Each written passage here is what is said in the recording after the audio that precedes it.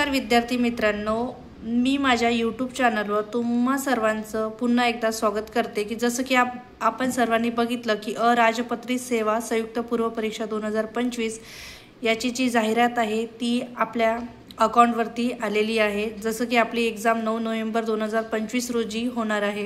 तर आपण बघू शकता की त्या एग्जाम मध्ये कसे म्हणजे किती पद आलेले आहे। तर एकूण 282 पदाची जी जाहिरात आहे ती महाराष्ट्र लोकसेवा आयोगाच्या मार्फत जाहिरात प्रसिद्ध करण्यात आलेली आहे। तर आपण बघू शकता की आपल्या कास्टनुसार प्रत्येकाला किती वॅकन्सी आहे आणि कशा पद्धतीची जी जाहिरात आहे। राज्य कर निरीक्षक म्हणजे एसटीआय साठी 279 पदे आहे।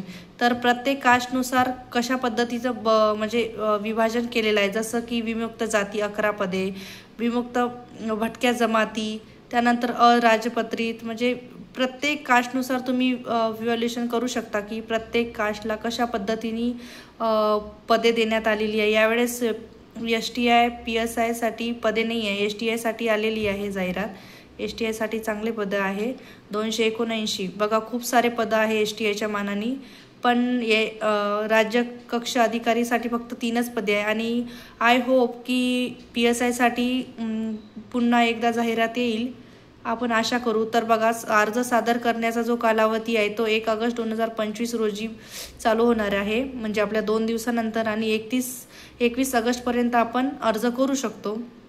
तर कशा पद्धतीने आपण अर्ज करू शकतो, ऑनलाईन आणि ऑफलाईन या दोन्ही पद्धतीने आपण अर्ज करू शकतो।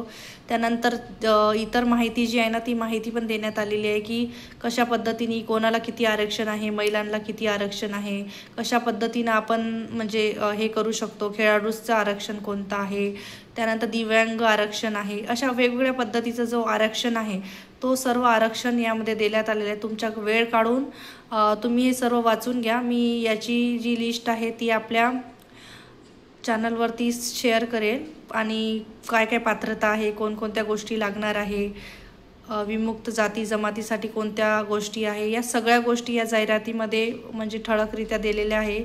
आणि अर्ज करण्याची पद्धती काय असणार, तुम्हाला कोणकोणते डॉक्युमेंट लागणार, या सर्व गोष्टी या PDF मध्ये तुम्हाला देण्यात आलेल्या आहे। तर तुम्ही एकदा आपल्या MPSCच्या वेबसाईटवर जाऊन या सर्व गोष्टी वाचून घ्या, म्हणजे तुम्हाला डिटेलमध्ये कळेल। कोणीही जर आपल्या चॅनलवर नवीन असेल तर त्यांनी आपल्या चॅनलला सबस्क्राईब करून घ्या की तुम्हाला ज्या नवीन गोष्टी आहे त्या गोष्टी माझ्यामार्फत तुमच्यापर्यंत पोहोचेल आणि तुम्हाला नक्कीच तुमच्या अभ्यासामध्ये या सर्व गोष्टी मदत करेल। तर ठीक आहे, थँक्यू।